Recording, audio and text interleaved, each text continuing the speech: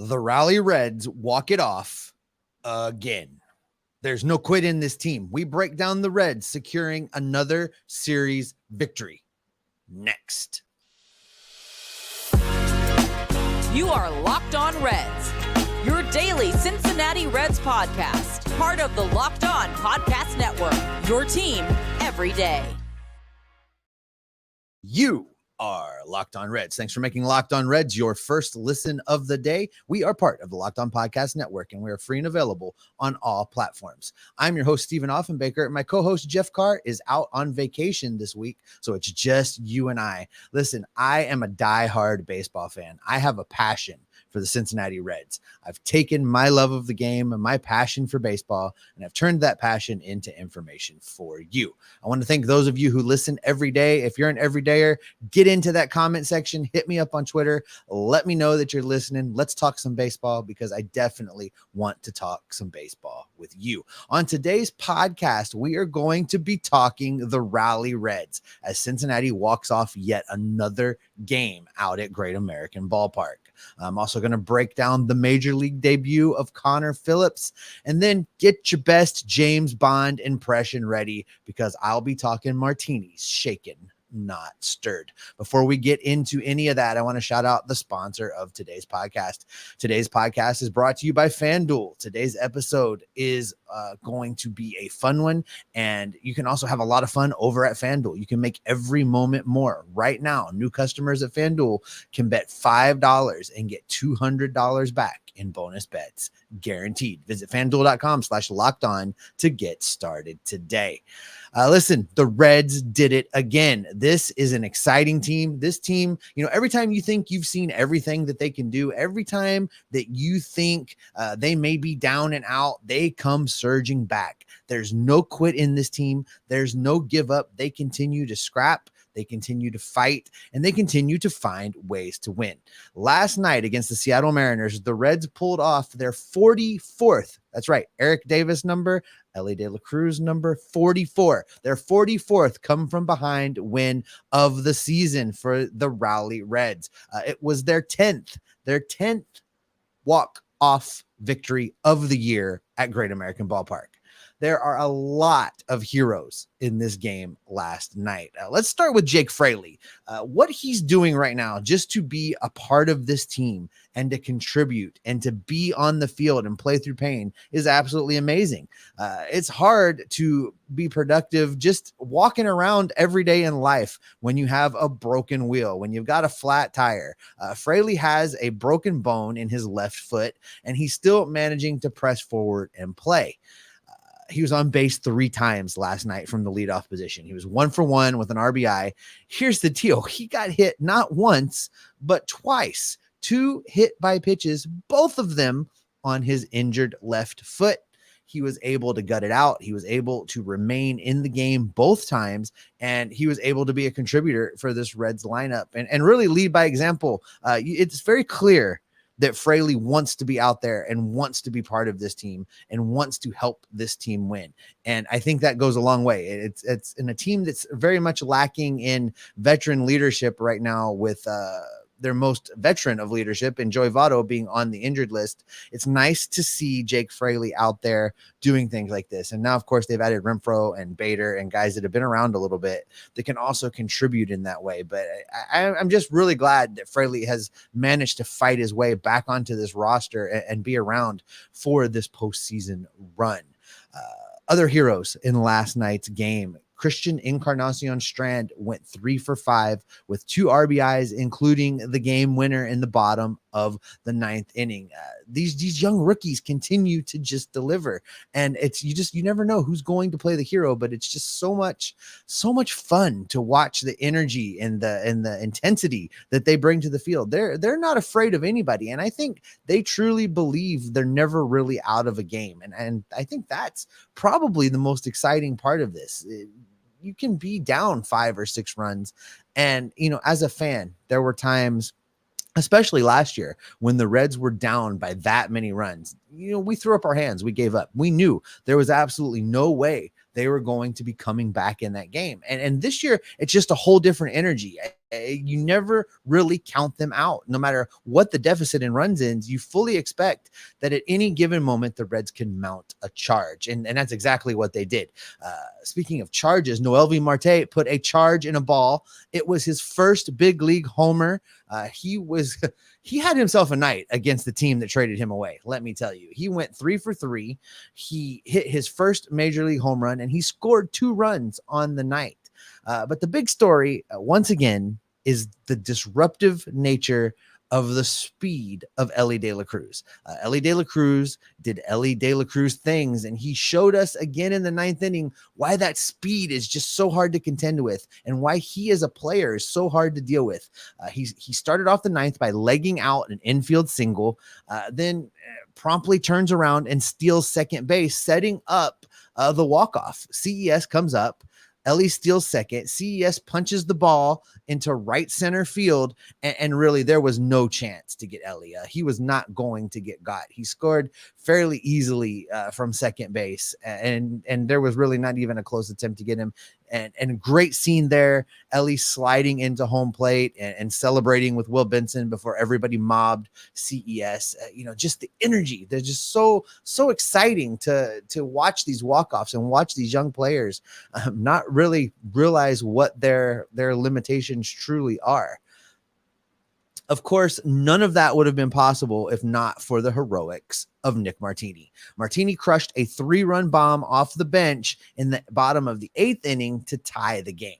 Now, we're going to have a lot more about Mr. Martini coming up here in a few minutes. I want to spend a little bit of time and talking about the player that he is and why what he's doing right now is just so special. Of course, none of this heroics would have been possible if the bullpen had not come in behind Connor Phillips and really shut things down. Phillips was chased after 4 1/3, and the bullpen really did a good job of shutting down the Seattle lineup. In fact, only Derek Law allowed another run. Chasen Shreve comes in and pitches 1 1/3 inning, didn't allow a run. Casey Legomina back in the big league action with a clean inning, not allowing a run. And then, of course, Alexis Diaz pitched the 9th, keeping things tied. Ultimately, Diaz will get the win in this game. Again, I mentioned Derek Law, really the only guy that allowed a run in this bullpen's effort. And I have some concerns about Derek Law at this point. He has not looked great in several outings. I wonder if Law is running out of steam. It seems like he can't really be relied upon right now, and the Reds can't afford to give games away. I hope that David Bell will begin to limit the usage of Law, because I really don't have faith in him when he's coming out of the bullpen right now. Maybe he needs an extended period of rest, which is hard to do in this bullpen now, and this pitching staff that's been so decimated by injuries and illness. But as guys start to come back off of the COVID list and off the injured list, I hope that they can use Law in very limited situations and maybe allow him to recharge, because when he was pitching well, he was pitching very well. And that could be useful in a potential postseason run. But I think they need to give him time to reset a little bit, because he hasn't looked great. But they can definitely use all the help they can get in this bullpen as we get closer and closer and closer to October. One of the things that's so exciting about this team right now is you never know who is going to play the hero. One night it's Spencer Steer. The next night it's Elly De La Cruz. The night after that it's CES. Then you get Elly and Martini. Then you get the list going on and on and on and on. This team's so much fun to watch. And I think this is just something we've lacked in Cincinnati for such a long time that I hope nobody's taking it for granted. I know we talk about the competition window and we talk about how long we think this team is going to be good. And I think this team is going to be good. We had that graphic that said 6 years. There's this 6-year window where this team has the potential to be great, where this team can be one of the best teams in baseball with one of the lowest payrolls in baseball. And I think all that's true. I think all that can happen, but don't take for granted what's happening right now, Reds fans. We've waited so long to have a special team in front of us. And I really think we're starting to see the makings of that special team come together. The Reds just need a few things to go their way. We need to get these guys back from injury. The Reds need to get these guys back from the illness list. And there needs to be not any more disruptions happens between now and the postseason. The Reds find themselves pretty primed right now to get into the postseason. The Reds just keep battling, and right now at 73-68, they hold the final wild card spot in the National League if the playoffs started today.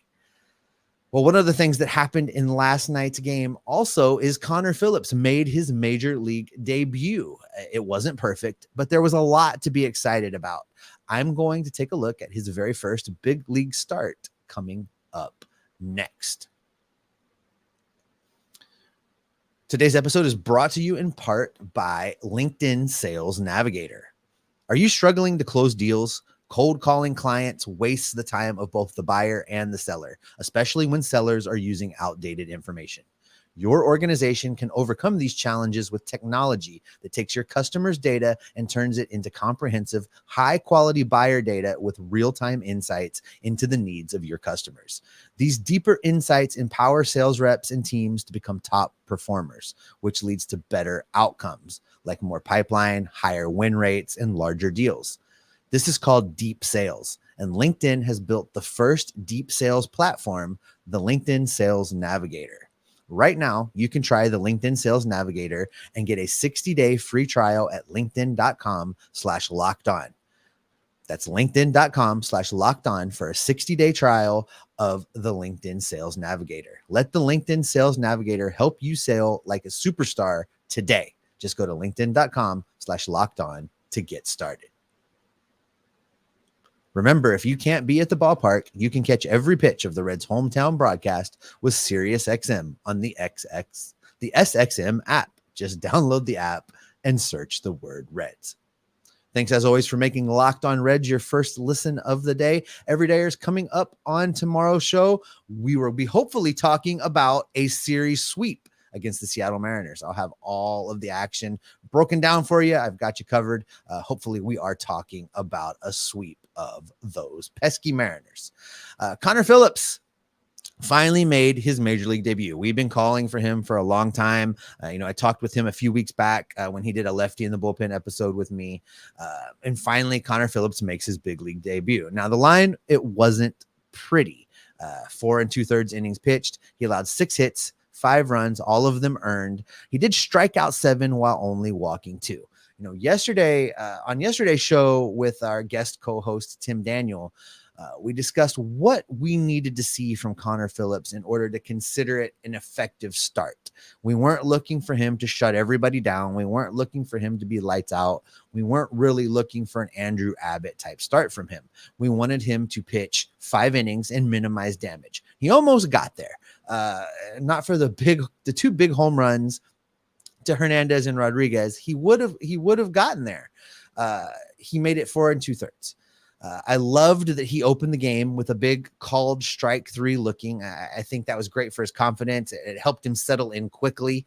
The 7 strikeouts to 2 walks, that's more than acceptable in a big league debut. I mean, remember when Nick Lodolo made his big league debut at Great American Ballpark, he struggled mightily. Hunter Green's debut was a lot better, but even Hunter Green showed nerves at times throughout that rookie season. So for Connor Phillips to get out there and get that start under his belt and open up strong with a called strike 3 looking, settle in and get things done, I think is very good to build his confidence and help him move forward. He threw 95 pitches in this game, and of the 95 pitches, he got 57 over for strikes. It really was those home runs from Hernandez and Rodriguez that got him. They both took the rookie yard, and they were pretty much no doubters. In both instances, Phillips made mistakes on his pitches, and he left pitches out there that, professional major league hitters could get a hold of and drive. And that's exactly what happened. Listen, Connor is going to be a work in progress. I said yesterday talking to Tim, and I'll say it again, I don't expect him to be Andrew Abbott. I think he's going to be much more in the lane of Brandon Williamson than he's going to be in the lane of Andrew Abbott. And what I mean by that is when Williamson came up, he was clearly not a finished product. He was kind of forced into the rotation, thrust into the spotlight a little bit sooner than anybody was probably really ready to allow him to be. And it took time. It took him working directly with Derek Johnson. It took him working with the big league coaching staff. It took him reviewing film. It took him facing major league hitters and figuring it out. And Brandon Williamson eventually did that. And he's been getting better and better and better in every start.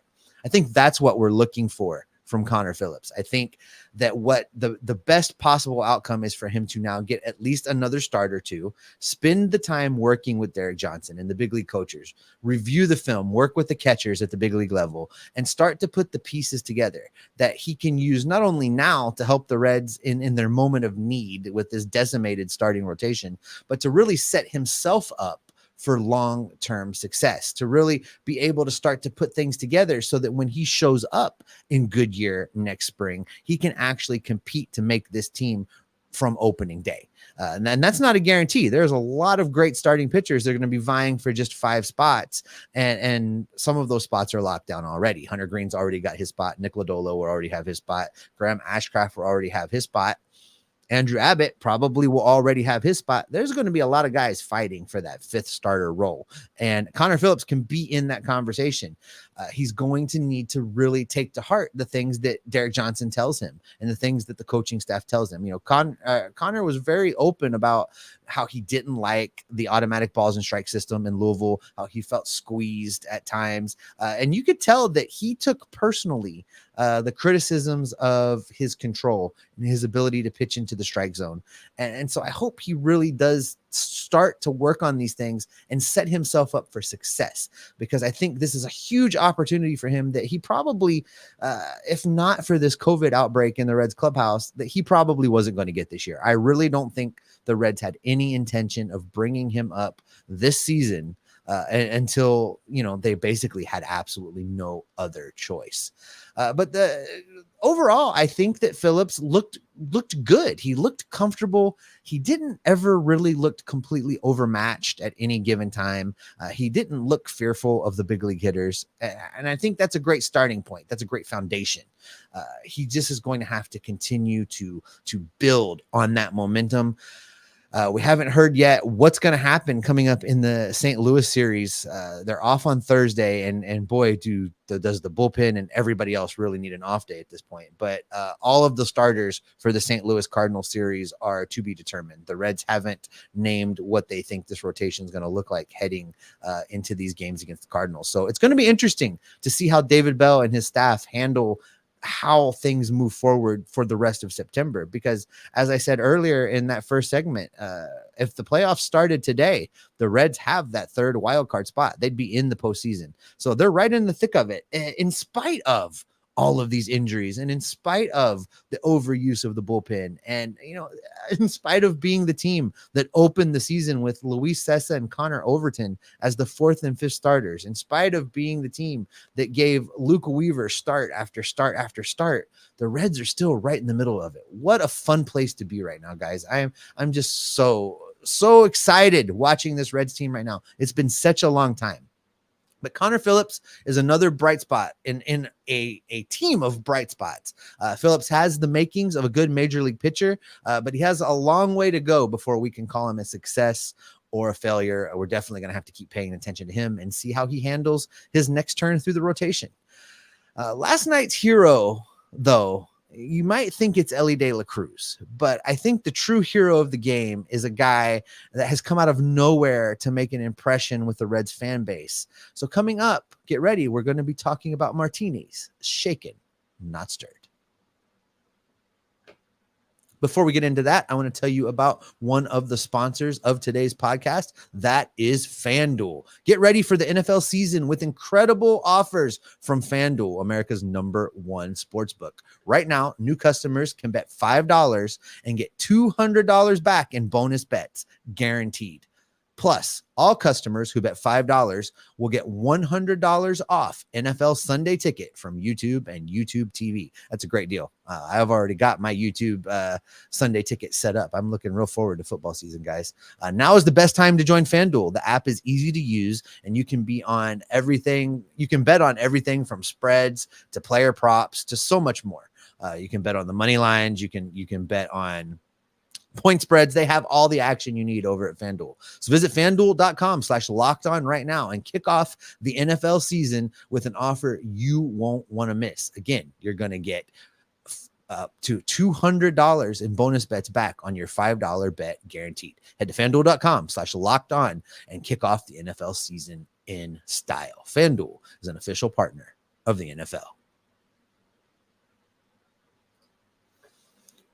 Remember, if you can't be down at the ballpark, you can catch every pitch of the Reds' hometown broadcast with SiriusXM on the SXM app. Just download the app and search the word Reds. You can also follow the podcast on all platforms, including right here on YouTube. If you're watching me on YouTube, hi guys, thanks for checking us out. If you're in our audio feed and you haven't checked out the YouTube feed, you might want to do that. Come check out my pretty face and click the subscribe buttons and the notification bell, because you'll get notified anytime we drop something extra or anytime we post an episode or go live. Also, join us on our Discord community. We love talking baseball. We say this all the time. We love talking baseball with you all. Love talking about the Reds. Love hearing back from you and debating this Cincinnati Reds team that we all love so much. If you want to join us over on Discord, there is a link down in the description of today's episode. Just click that link and get signed up on our Discord server today. All right, the hero of last night's game really was Nick Martini. Nick Martini comes off the bench, hits a 3-run bomb to tie the game in the bottom of the ninth. And once again, everybody is looking around, scratching their head, asking, who the heck is Nick Martini? Where did he come from?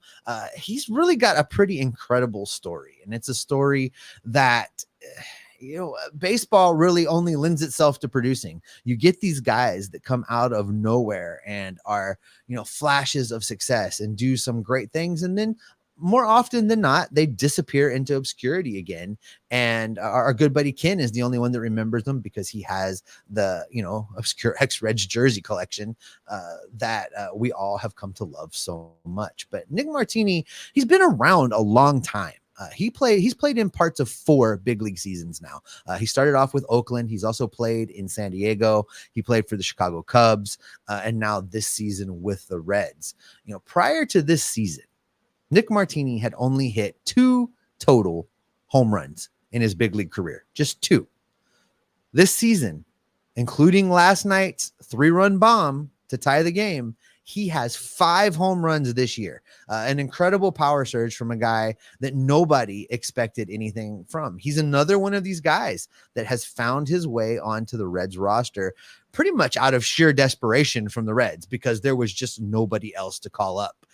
Again, with injuries and with illness and all of the things that are happening, the Reds' hands was forced. And, here we go. Nick Martini, 33 years old. He was drafted by the St. Louis Cardinals in the 7th round all the way back in 2011.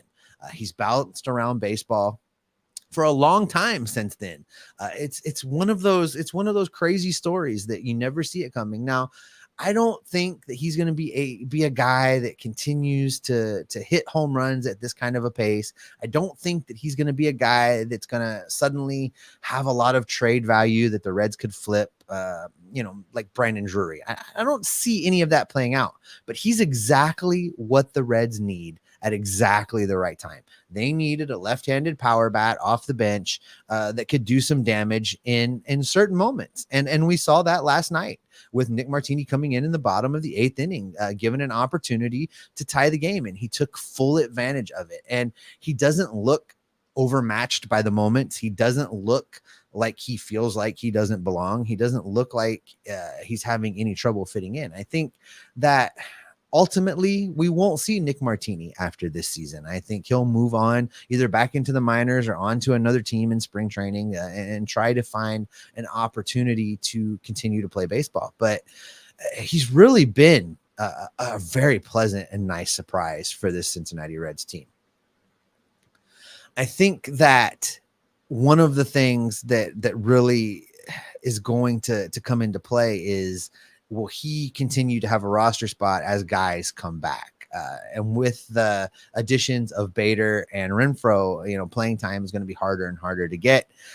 I hope he's able to stick around. If this team makes the playoffs, and I think they're gonna, I would like to see everybody that's contributing in a meaningful way get an opportunity to play in the postseason. So I hope that there's still a roster spot for Martini, because it's kind of a Cinderella story right now. And I would love to see that, have an additional chapter of him getting the chance to do something big in the postseason. I can't believe we're in September talking about a Reds potential postseason. It's this kind of fun, unexpected stuff this season that just makes it so exciting to tune into the ball game every single day. And I think that is probably where I want to go ahead and wrap it up today on that positive note. Before I get out of here, don't forget that you can catch every pitch of the Reds hometown broadcast with SiriusXM on the SXM app. Just download the app and search the word Reds. That's going to do it for me today, guys. That's going to wrap up this edition of Locked On Reds. Thanks for always making us your first listen every day. Everydayers, again, coming up on the next show, we're hopefully talking about a sweep of the Mariners. Until then, I'll keep my eye on all of the transactions and all of the moves the Reds are making, trying to get guys back onto this big league roster, and I'll gather up all that information and bring it back right here to keep you locked on Reds every single day.